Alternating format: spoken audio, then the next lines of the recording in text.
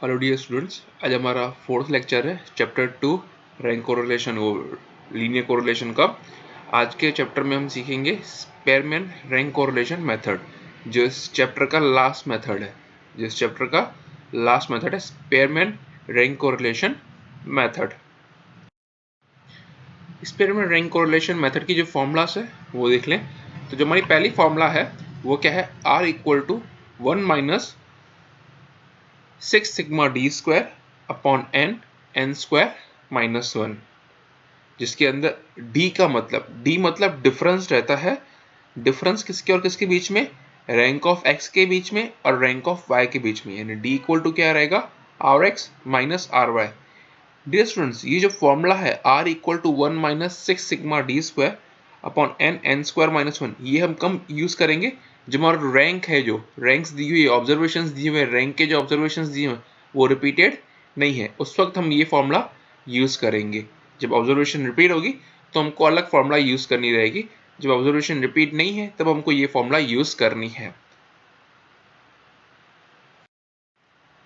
जब observation repeat हो रही है, जब रैंक रिपीट हो रहा है, तब हमारे लिए फॉर्मूला क्या हो जाएगी? तो हमारे लिए फॉर्मूला हो जाएगी R equal to 1 minus 6 in the bracket sigma D square plus C F upon N square minus 1। जब ऑब्जर्वेशन रिपीट हो रही है तो हमारी फॉर्मूला ये हो जाएगी, सिर्फ क्या हो जाएगा, 6 अलग हो जाएगा, सिग्मा डी स्क्वायर के साथ सी एफ प्लस हो जाएगा, डिनोमिनेटर में सेम रहेगा एन स्क्वायर माइनस 1। जैसे डी तो मैंने आपको बता दिया, डी क्या होता है, R X minus R Y. अभी सी एफ क्या होगा यहाँ पे, तो सी एफ की फॉर्मूला है sigma M cube minus M upon 12। M का मतलब क्या हो रहा है कि जो ऑब्जर्वेशन है, रैंक है, वो कितनी बार रिपीट हो रहा है, जो रैंक है वो कितनी बार रिपीट हो रहा है, number of time of observation repeated, कितनी बार वो ऑब्जर्वेशन क्या हो रही है, रिपीट हो रही है, वो डिनोट करता है किसको, एम को। सम करेंगे तो हमको ज़्यादा आइडिया आ जाएगा कि किस तरीके से ये फॉर्मूला अप्लाई हो रही है। एट प्रेजेंट हम स्टार्ट कर रहे हैं एक्सरसाइज 2.3 हम स्टार्ट करने जा रहे हैं। पहला सम है इसका, 6 companies are ranked by 2 market analysts on the basis of their growth in the recent past। अभी 6 कंपनी है, उनको रैंकिंग दिए हुए दो अलग अलग मार्केट के एनालिस्ट ने, जो मार्केट के वो एनालिसिस करते हैं, उन्होंने 6 कंपनीज पे क्या किया है, रैंक दिया है दो जनों ने, और किसके बेसिस पे, उनके पास्ट जो रीसेंट पास्ट रिकॉर्ड थे उनके बेसिस पे उनको रैंक दिए हैं। तो यहाँ पे 6 कंपनी है, A B C D E F, ये 6 कंपनी है। वहाँ पे देखो आपको डायरेक्ट रैंक ही दे दी है, rank by analyst 1, rank by analyst 2, ये हमको रैंक दे दिए हैं। यानी यहाँ पे हमको रैंक निकालने की जरूरत नहीं, रैंक हमको दे दिया है। यानी आर एक्स, यानी फर्स्ट होगा वो क्या होगा, आर ऑफ एक्स, जो सेकंड होगा वो क्या होगा, आर ऑफ वाई। अभी हम स्टार्ट कर रहे हैं, टेबल आ गई हमारी। टेबल में पहले कंपनी जो दी हुई थी, कंपनीज, फिर आर एक्स आर वाई, फिर हमको क्या फाइंड करना है, डी फाइंड करना है, एंड देन लास्ट वन क्या फाइंड करना है, डी स्क्वायर फाइंड करना है। कंपनीज हमने लिख ली, कितनी कंपनीज दी हुई है, A B C D E F, यानी 6 कंपनीज हमको दी हुई है। फिर रैंक जो दिए हुए थे, रैंक्स हमने लिख लिए, जो रैंक ऑफ वाई है वो भी लिख दिए। देन हमको भी क्या फाइंड करना है, डी फाइंड करना है। तो डी क्या है, R X minus R Y. R X यहाँ पे क्या है, 5, आर वाई क्या है यहाँ पे 6, तो 5 माइनस 6 माइनस 1। फिर आर एक्स क्या है 2, आर वाई क्या है 4, 2 माइनस 4 माइनस 2। आर एक्स क्या है 1, आर वाई क्या है 3, 1 माइनस 3 माइनस 2। आर एक्स क्या है 4, आर वाई क्या है 2, 4 माइनस 2 2। आर एक्स क्या है 3, आर वाई क्या है 1, 3 माइनस 1 2। आर एक्स क्या है 6, आर वाई क्या है 5, 6 माइनस 5 1। अभी हमेशा जो सिग्मा डी, यानी डी का जो टोटल आएगा हमेशा क्या आएगा, जीरो ही आएगा। जो सिग्मा डी का टोटल आएगा हमेशा क्या आएगा, जीरो ही आएगा। अगर आपका जीरो टोटल नहीं आ रहा है तो समझ लीजिए आपने रैंकिंग देने में या कैलकुलेशन करने में कोई मिस्टेक की है। हमेशा इसका टोटल क्या आना चाहिए, जीरो ही आना चाहिए। देन अभी हम स्टार्ट कर रहे हैं डी स्क्वायर निकालना। डी स्क्वायर मतलब डी का स्क्वायर, यानी -1 का स्क्वायर, -2 का स्क्वायर, -2 का स्क्वायर, 2 का स्क्वायर, 2 का स्क्वायर एंड 1 का स्क्वायर।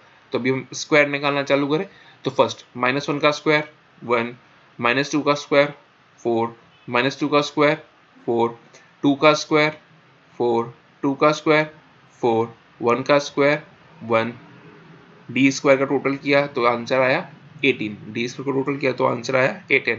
अभी यहाँ पे फॉर्मूला में हमको सिर्फ दो वैल्यू की रिक्वायरमेंट है, एक डी स्क्वायर एंड 6, एन क्या है 6। तो हमें फॉर्मूला की जो वैल्यूज निकली, फॉर्मूला के लिए जो वैल्यू रिक्वायरमेंट है वो लिख लेंगे एक बार हम। सिग्मा डी स्क्वायर कितना था 18, एन कितना है 6। अभी हम क्या करेंगे, फॉर्मूला अप्लाई करेंगे। Now experiment rank correlation, experiment rank correlation find कर रहे हैं। फॉर्मूला क्या थी, R equal to 1 minus 6 sigma D square upon N, N square minus 1। Formula में वैल्यूज पुट की, देयरफॉर R इक्वल टू 1, 6 की जगह 6, सिग्मा डी स्क्वायर की जगह 18, एन क्या था 6, 6 की जगह वैल्यूज, एन की जगह एन की वैल्यू रख दी। R equal to 1 minus 108, multiply किया 6 इंटू 18 तो क्या आया 108, 6 सेम का सेम, 6 का square 36 minus 1, R equal to 1 minus 108, 6 की जगह 6 सेम आया, 36 minus 1 35, then R equal to 1 minus 108, 6 multiply 35 किया तो क्या आया 210, देन आफ्टर डिवाइड किया तो आंसर आया माइनस 0.51, 1 में से 0.51 माइनस किया तो आंसर क्या आया 0.49। ये हमारा क्या हुआ एक्सपेरिमेंट रैंक कोरिलेशन का आंसर। इसका भी वही है कि आंसर हमारा हमेशा हमारा जो कोरिलेशन निकलेगा, चाहे वो एक्सपेरिमेंट के मेथड से निकले चाहे कार्ल पियर्सन मेथड से निकले, हमेशा आंसर -1 से लेके +1 के बीच में ही आएगा। ये एकदम सिंपल मेथड है एक्सपेरिमेंट रैंक कोरिलेशन का, और ये मोस्टली सम 3 मार्क्स में आता है। ये मोस्टली ये सम 3 मार्क्स में आता है। ये मेथड जो है 3 मार्क्स के अंदर कवर होता है। नेक्स्ट सम की ओर चले हम। 2.3 का ही सम है, थर्ड नंबर सम है। क्या दिया हुआ है, the following information is obtained by a survey conducted in the town planning committee of a state. एक सर्वे किया है टाउन प्लानिंग कमिटी ने एक स्टेट के अंदर, उस सर्वे का हमको रिकॉर्ड दिया हुआ है। सिटी दी हुई है ABCDE, 5 सिटीज हमको दी हुई है। उसकी पॉपुलेशन दी है 57 लाख, 45 लाख, 14 लाख, 18 लाख एंड 8 लाख।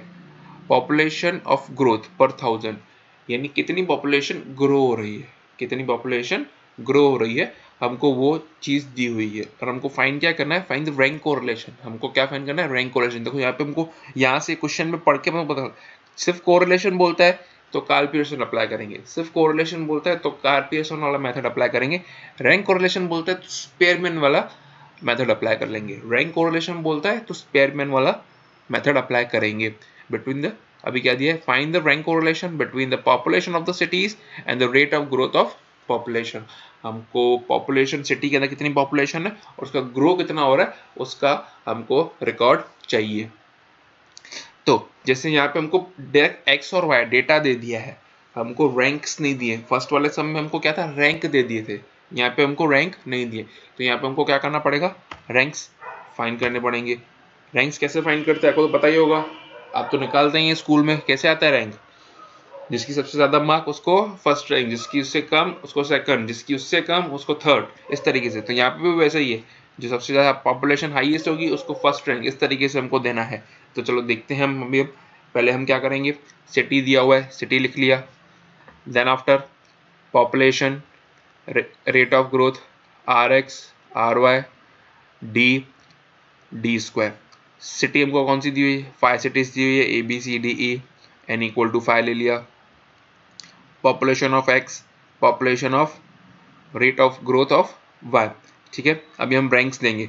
तो पॉपुलेशन सबसे ज्यादा किसकी है, सबसे ज्यादा पॉपुलेशन किसकी है, तो भाई 57, सबसे ज्यादा हाईएस्ट क्या है 57। तो फर्स्ट रैंक हम किसको देंगे 57 को। देन उसके बाद हाईएस्ट कौन सी है 45, सेकंड रैंक किसको देंगे 45।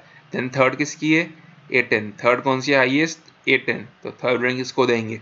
देन फोर्थ क्या है, फोर्थ पे क्या आ रहा है, सी सिटी आ रहा है यानी 14, फोर्थ रैंक इसको दिया। फिफ्थ पे क्या आ रहा है 8, तो 5th रैंक हमने इसको दिया। कंपल्सरी नहीं, जैसे यहाँ पे 1 2 आया तो सब इक्वल लाइन वाइज ही है, ऊपर नीचे भी आ सकते हैं, कोई कंपल्सरी नहीं कि सब के सब जो ऑब्जर्वेशन दिए सीक्वेंस में है, रैंकिंग के सीक्वेंस में है, कंपल्सरी नहीं, कैसे भी आ सकता है।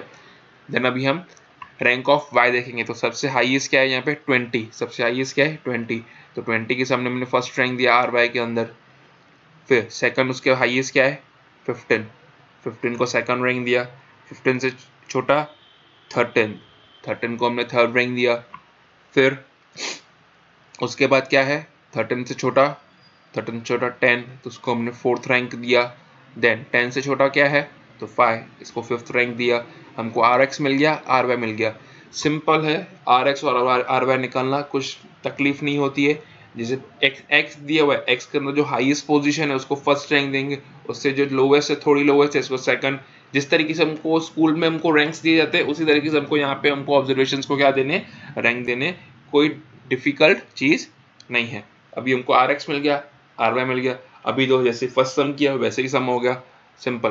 पहले क्या निकालेंगे, डी निकालेंगे, फिर डी स्क्वायर निकालेंगे। डी निकालने की फॉर्मूला क्या है, R X minus R Y. तो आर एक्स क्या है 1, आर वाई क्या है 3, 1 माइनस 3 माइनस 2, आर एक्स क्या है 2, आर वाई क्या है 1, 2 माइनस 1 1, आर एक्स क्या है 4, आर वाई क्या है 4, 4 माइनस 4 0। फिर आर एक्स क्या है 3, आर वाई क्या है 2, 3 माइनस 2 1। फिर आर एक्स क्या है 5, आर वाई क्या है 5 माइनस हुआ 0। अभी डी का टोटल 0, मैंने आपको बोला था हमेशा डी का टोटल क्या आएगा 0 का। देखो हमारा यहाँ पे डी का टोटल क्या आया 0, यानी हमारी कैलकुलेशन क्या है परफेक्ट। आगे चलें, 2 का स्क्वायर 4, 1 का स्क्वायर 1, 0 का स्क्वायर 0, 1 का स्क्वायर 1, 0 का स्क्वायर 0, टोटल किया 6। दो वैल्यूज लिख लेंगे कैलकुलेशन के लिए जो हमको काम की है, n equal to 5 and sigma D square equal to 6। जैसे हमने वैल्यूज लिख दी, सिग्मा डी स्क्वायर क्या आया था 6, n क्या आया था हमारा 5। अभी हम क्या करेंगे, फॉर्मूला अप्लाई करेंगे। Now Spearman rank correlation equal to r equal to 1 minus 6 sigma D square upon n square minus 1। क्या हुआ अभी, r इक्वल टू 1 माइनस 6 जो हमारा था सिग्मा डी स्क्वायर हमारा 6 से आया, 5 square minus 1, r equal to 1 minus 36, 5 into 25 minus 1, r equal to 1 minus 36 ऊपर 5 into 24, r equal to 1 minus 36 upon 120, 5 को 24 से मल्टीप्लाई किया तो 120 आया, कटिंग किया 0.3 आया, तो r इक्वल टू 1 माइनस 0.3 यानी r हमारा क्या आएगा 0.7। इस तरीके से हमारे यहाँ पे स्पेयरमैन रैंक कोरिलेशन का जो फर्स्ट मेथड था, जब ऑब्जर्वेशन रिपीट नहीं हो रही है, वो मेथड हमारा यहाँ पे क्लियर हुआ। यहाँ पे हमको दो तरीके से, कभी हमको डायरेक्ट ऑब्जर्वेशंस दे देगा जैसे एक्स और वाई, जैसे इस सम के अंदर हमने देखा, कभी हमको क्या दे देगा डायरेक्ट रैंक्स दे देगा, हमको रैंक से फाइंड आउट करना है। इट्स डिपेंड्स, कुछ बोल नहीं सकते, कुछ भी आ सकता है, तो हमको दोनों तरीके के सम्स की प्रैक्टिस करनी है। इस तरीके से देखा जाए तो आज हमने दो तरीके के सम्स के, एक जब हमको रैंक दिया हुआ है, एक जब हमको रैंक फाइंड करना है। आज के लिए इतना ही। इस दो टाइप के सम्स के मैं होमवर्क के सम्स पीडीएफ नीचे वीडियो में ज्वाइन कर दे रहा हूँ, आप उसको डाउनलोड करके वो होमवर्क सॉल्व कीजिएगा। अगर उसमें कोई क्वेरी होती है तो आप मुझसे डाउट्स पूछ सकते हैं व्हाट्सएप पे। आज के लिए इतना ही, thank you.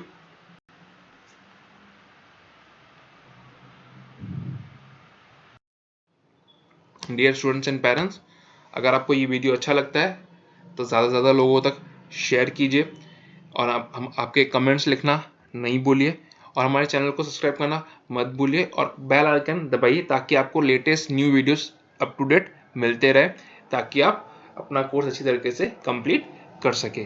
Thank you for watching. Please be at safe and be at home, and please be safe. Thank you.